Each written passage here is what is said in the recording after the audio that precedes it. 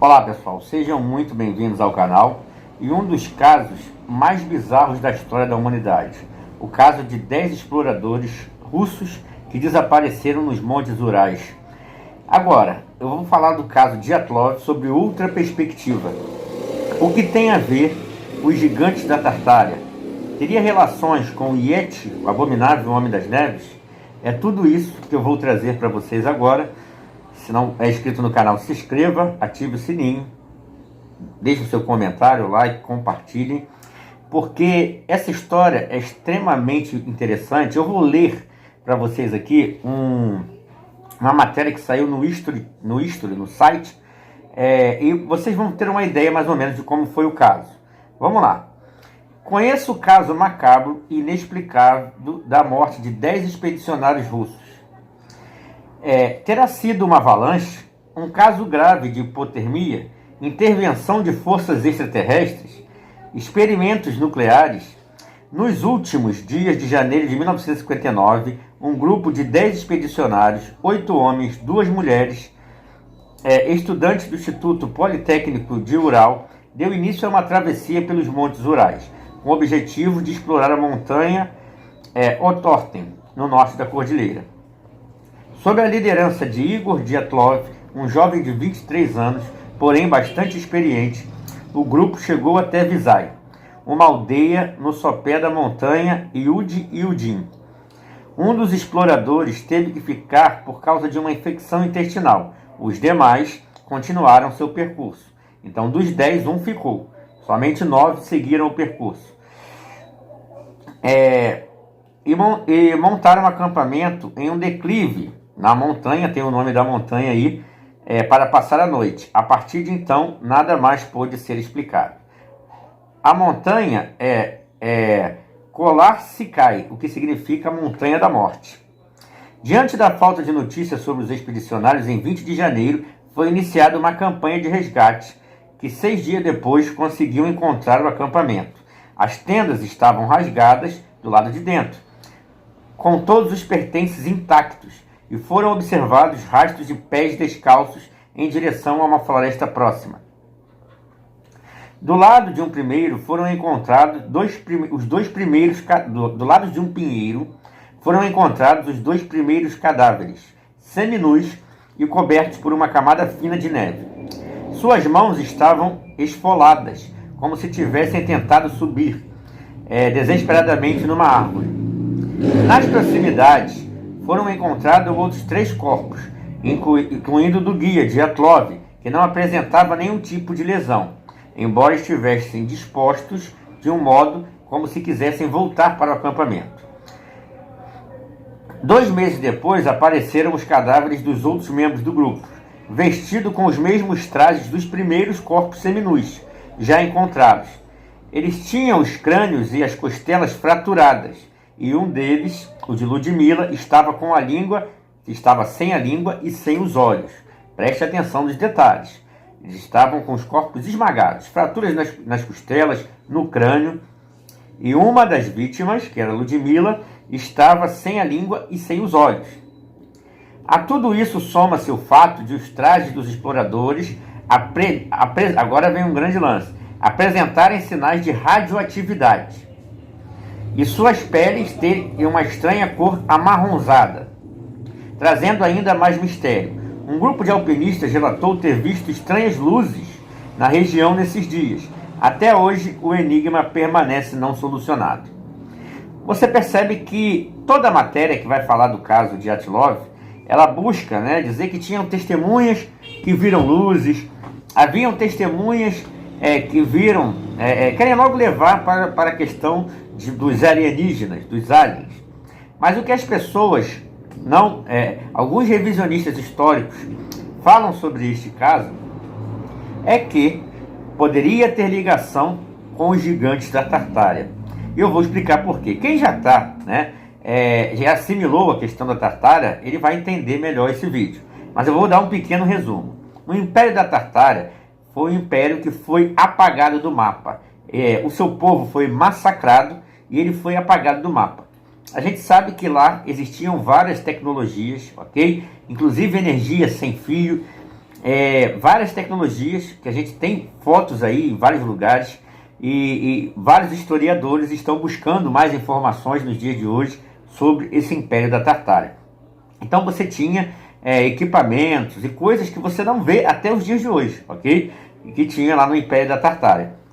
E lá tinha uma característica, aquele povo possuía uma característica de encontrar lá gigantes, isso é, gigantes de verdade, pessoas, né, de grandes estaturas, não é gigantes como nos filmes, né, de João e Maria, aqueles gigantes de 100 metros, 300 metros, não, eram gigantes, pessoas de grande estatura.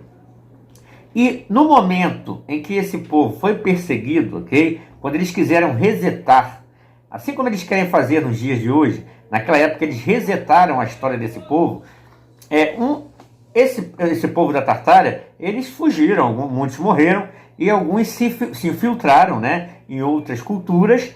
Porém, os gigantes, até pela sua característica, eles não tiveram essa chance. Eles foram perseguidos, os mais perseguidos e mais massacrados. Segundo alguns revisionistas históricos, esses gigantes, eles fugiram de Tartários, que não conseguiram fugir, ok? Com suas famílias. Eles fugiram em direção aos Montes Urais, à Sibéria e para o Himalaia, ok? No caso de Dyatlov, existem várias imagens sobre este caso, só que tem imagens fortes que eu não vou colocar aqui no YouTube, porque o YouTube pode caracterizar como, né, e dar problema para o vídeo. Então, essas imagens mais fortes eu vou colocar lá no Telegram, ok? Desse caso. Imagine gigantes fugindo para o Himalaia e para os Montes Urais e também para a Sibéria, ok? Imagina aquela situação, aquela vida que eles tiveram que levar, se isolar do mundo e viver, né, à margem da sociedade. Foi o que aconteceu com esses gigantes. Imagina esses gigantes, vamos imaginar que eles, naquele local inóspito, né, que bate ali menos 30 graus em média, ok? Eles passando fome e tudo mais, aquela situação, e aparecendo, ok? Era difícil chegar pessoas até aquele local, né? E quando chegaram esses exploradores, imagina-se que existisse gigantes da Tartária numa situação terrível, que eram revoltados com a situação deles, e revoltados com aquela população, né? Os russos, os chineses, que foram um dos principais algozes, né, do povo da Tartária. Imagina ele vendo aquele jovem chegar. Isso, para muitos historiadores, o caso de Dyatlov teria sido uma vingança desses gigantes da Tartária. Vamos lá. Daí, a partir de um certo ponto, surge a lenda do Yeti. Isso mesmo, do abominável, nesse tempo, né? Desde o tempo lá do fim da Tartária, começa a história da visualização de Yeti, do abominável Homem das Neves. Vamos imaginar um gigante da Tartária, vestido dessa forma, né? Coberto pela neve, naquele local nesses locais inóspitos, Himalaia, Montes Urais, Sibéria. A característica desses homens, estando coberto de neve, ok? Numa situação deplorável, né? Em que tiveram que passar a viver após a perseguição dessa etnia. Imagina uma pessoa visualizando ele, né? Esse gigante da Tartária coberto de neve, com aquela roupa. O que eles classificaram? Como Yeti, abominável Homem das Neves. Estavam no local inóspito, passavam fome, e eles podem existir até os dias de hoje. Para se ter uma ideia, o governo do Nepal, ele colocou em lei que o Yeti existe, porque tem vários relatos de ataques desses animais.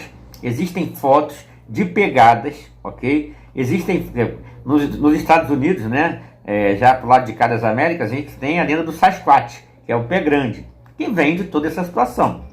Mas, na área da Europa e da Ásia, né, você tem essa característica de ver grandes pegadas e que para muitos revisionistas históricos seriam os fugitivos gigantes da Tartária que foram habitar nessas regiões inóspitas após a grande perseguição que eles sofreram. E no caso de Dyatlov, existiam pegadas, eles viram pegadas grandes, e isso foi muitas vezes omitido pelo governo russo.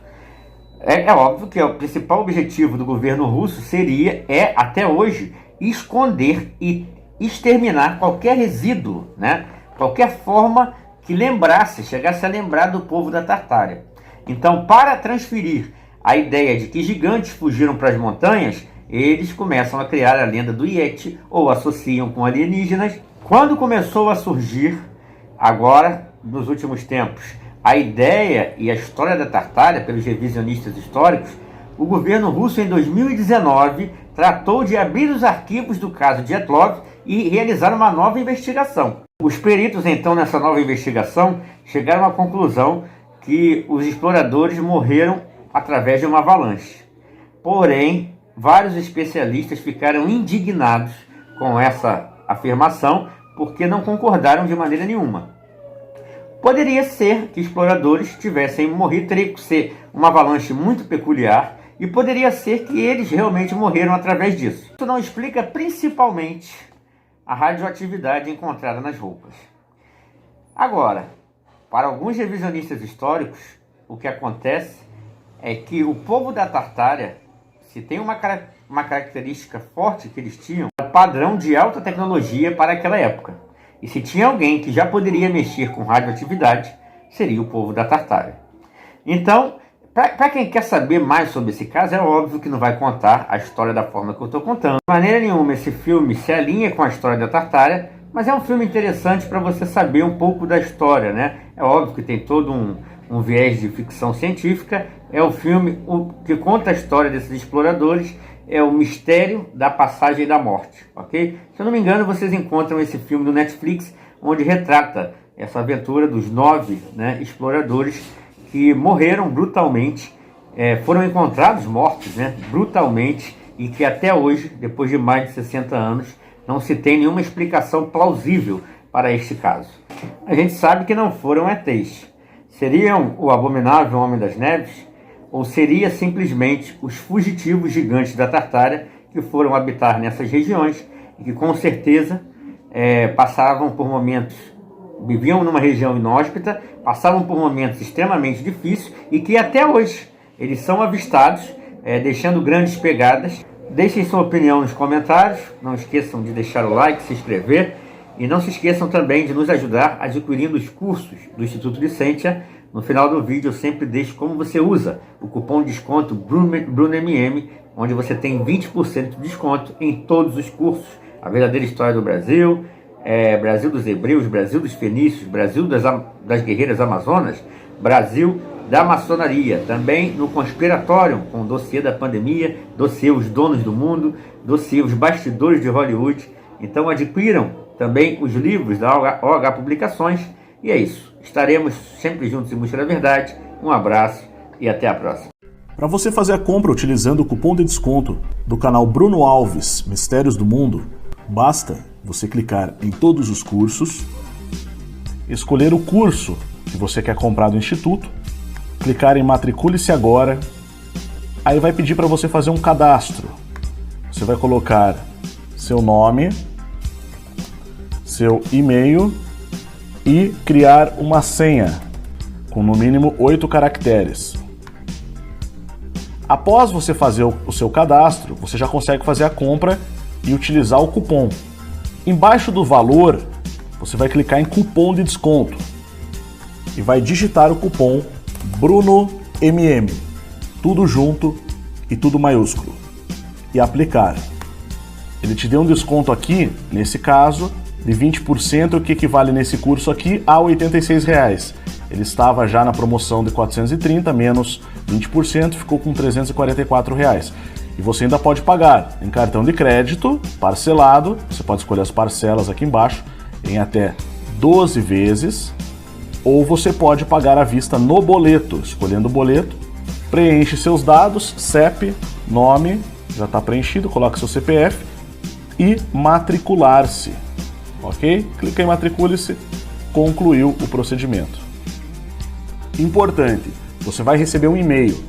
Ative a sua conta no Instituto Licentia confirmando o e-mail recebido na sua caixa de entrada.